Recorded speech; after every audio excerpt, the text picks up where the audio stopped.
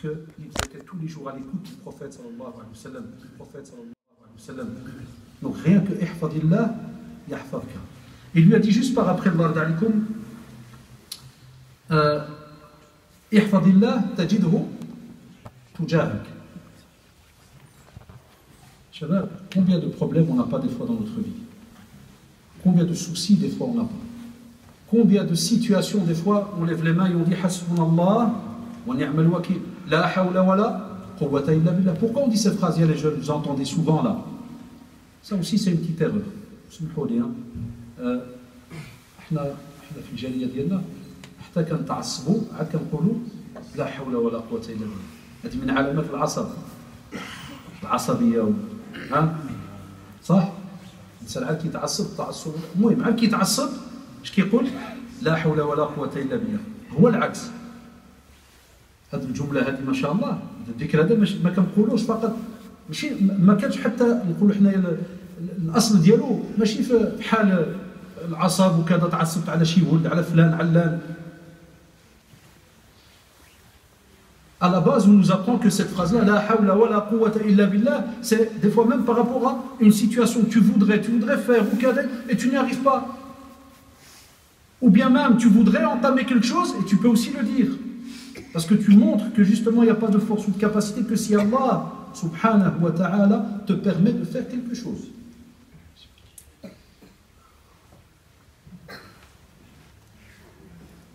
Alors on te dit la même chose. Si tu as une certaine éducation, tu as les jeunes, si tu as une certaine morale, une certaine manière de fonctionner avec Allah subhanahu wa ta'ala, on te dit alors à ce moment-là, tu trouveras Allah subhanahu wa ta'ala toujours face à toi. Il viendra tout le temps t'aider. Et c'est pour cela, la même chose, regardez, même pour cette phrase-là, on te dit tu dois aussi revenir vers l'aqida. Pourquoi? Parce que quand on te dit chez nous, chez Ahl-Sunnah wal Jama'a, quand ils disent qu'Allah subhanahu wa ta'ala est avec toi, il est avec toi de par sa science, bi'ilmihi. Et il sait, subhanallah, ce qui touche le serviteur. Et il sait aussi, Allah d'alikum, qu'est-ce qui est bien pour le serviteur. Parce qu'il y a un shabab, il faut aussi bien comprendre. Ce n'est pas parce que le prophète sallallahu alayhi wa sallam, lorsqu'il a dit dans cette phrase, tu le trouveras face à toi, que des fois certains jeunes, comme ils ne lisent pas beaucoup, ils ne vont pas apprendre comme il se doit. Qu'est-ce qu'ils me disent très souvent? Ils disent, c'est pas normal, j'avais un problème, j'ai fait qu'invoquer, pas de réponse. Je cherche du travail, ça fait 8 mois. Et vous avez dit, la sunna, il faut suivre, il faut mettre en pratique le Coran, faut, pas de travail. Il n'y a rien. Je vais là fermer, je vais là-bas fermer, tout est mort, il n'y a rien. Toujours le mot rien. Voilà pourquoi, s'il vous plaît, quand je vous dis qu'un cours, c'est dans son ensemble, j'interpelle même les frères ici à la mosquée, les responsables, Wallah, ya shabab, lancez des cours de base, même s'il n'y a qu'un élève qui vient. Quand on avait étudié avec Cheikh Tulgani, hafidahullah, l'année où il m'a dit, c'est Rachid, tu vas donner un dars pour les jeunes. C'était dans les années à peu près 1987. Wallah, ya shabab, je venais avec mes feuilles, il n'y avait personne dans la pièce. Zéro. Zéro, ça veut dire rien, néant. Rien du tout. Et je m'assis, personne, pendant une demi-heure. Je reprenais les feuilles, je rentrais à la maison. Lundi, je retournais au cours chez Cheikh, il me dit, ouais, je dis, il me dit, ça c'est un bon dars. Je ne comprenais pas, j'étais encore jeune.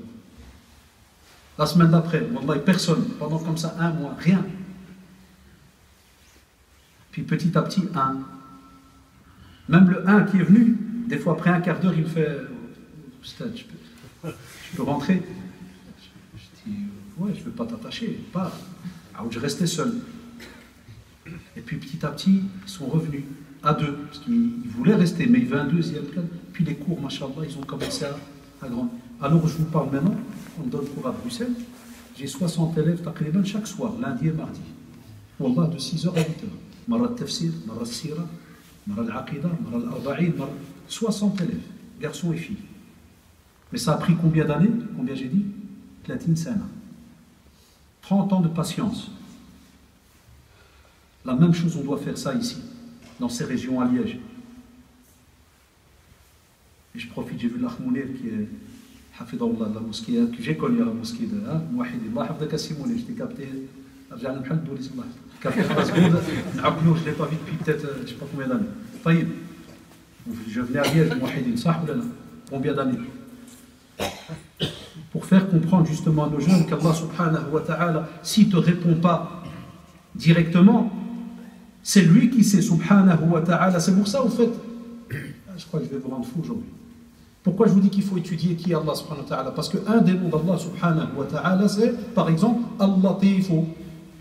Mais on sait qu'Allah subhanahu wa ta'ala, Latifu, c'est, ça veut dire qu'Allah subhanahu wa ta'ala, il a un certain lutf vis-à-vis de ses serviteurs. Mais c'est quoi d'être le lutf? On te dit c'est une subtilité où il sait subhanahu wa ta'ala qu'est-ce qui est bien pour toi, combien, quand, jusqu'à quelle limite. Est-ce que c'est ici fait dunya ou bien fait l'akhira, dans l'au-delà? Ça c'est un seul nom d'Allah subhanahu wa ta'ala que je vous ai même et encore résumé. C'est-à-dire, il y a plus à dire. Quand tu as étudié ça, tu comprends ce que le prophète sallallahu alayhi wa sallam a voulu dire à Abdullah ibn Abbas quand il lui a dit alors, tu vas le trouver face à toi, subhanahu wa ta'ala.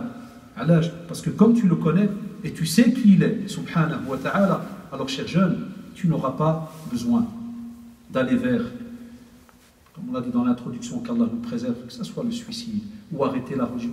Aujourd'hui, il m'est arrivé combien de fois dans certains cours, ou des fois à l'école, quand j'étais à l'école, des jeunes, 5e secondaire, 6e, des grands, 18 ans, 19 ans, ils viennent me dire, ah, monsieur, c'est tout, moi j'ai arrêté la prière.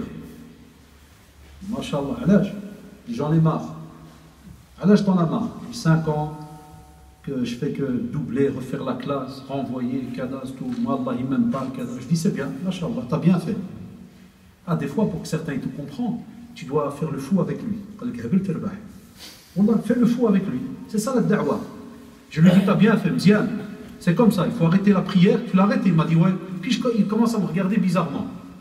Tu vois, regardez pourquoi c'est bien d'étudier, ça y est, les jeunes. Puis il me dit, qu'est-ce que vous dites? Je dis, ouais, maintenant tu dois passer au haram. Comme tu es déjà bien mgharraq, je dis, maintenant que tu as arrêté la prière, on va maintenant dans les grands péchés. Comme ça, machallah, tu auras fait tout le dossier. Tout le paquet, il sera complet. Je dis, monsieur, qu'est-ce que vous dites? Je dis, t'es pas d'accord? Il me dit non. Je dis, ouais, maintenant on va discuter. Marhaba. Je dis, d'abord, ton cerveau, il est revenu à son état normal. Comme tout à l'heure, tu étais en train de. Subhanallah, en rediscutant, des fois même ça se termine avec des pleurs. Parce que la personne, subhanallah, il oublie qu'on a un acteur qui est collé à nous. On a un qarin, un accompagnateur, jusqu'à la fin de notre vie. Wallah, ya shabab, hatta fi sakarat al-maut, il ne va pas te lâcher. C'est qui? Shaitan Allah. Ad'adou Allah qui a juré qu'il allait nous égarer tous un par un. Et on le voit dans un hadith authentique où il parle, soi-disant, il croit qu'il a une force. Et il dit à Allah subhanahu wa ta'ala que tant que ses serviteurs, donc les serviteurs d'Allah subhanahu wa ta'ala sont vivants, il ne va pas les lâcher.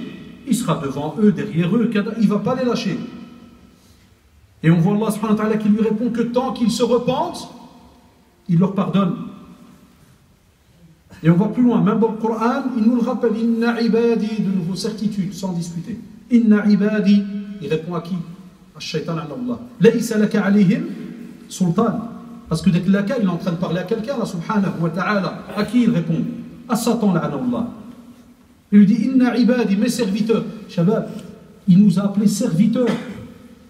Alors tu dois aller voir c'est quoi la définition du serviteur. C'est qui Ibadur Rahman? Alors il y a de nouveau plein de versets dans ce domaine. Allahu Akbar, la beauté de cette religion. Voilà pourquoi on a beaucoup de gens qui rentrent dans l'islam tous les jours.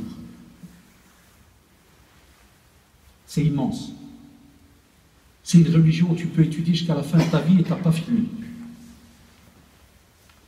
Et quand tu entends Allah, celui qui nous a créé, dire Inna ibadi laysa laka alayhim sultan, tu n'as aucun pouvoir sur mes serviteurs. Qui sommes-nous? Qui sommes-nous pour qu'Allah subhanahu wa ta'ala nous protège de cette manière? Qu'est-ce qu'on représente sur cette terre?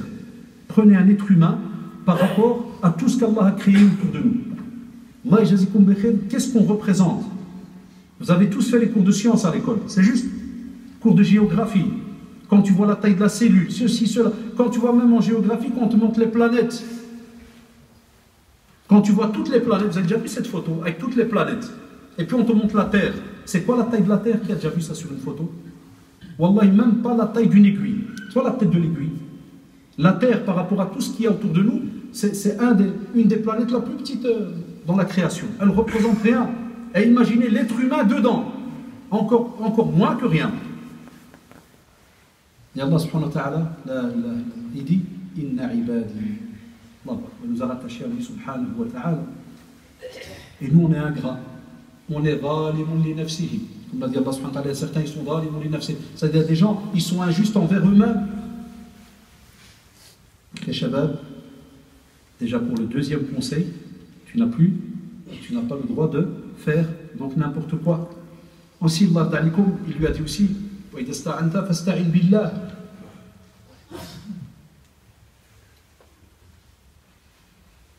on l'a dit tout à l'heure, Allah ta'alikum, donc le hadith, on est au troisième conseil, on va s'arrêter là, Inch'Allah, avant jusqu'à la prière.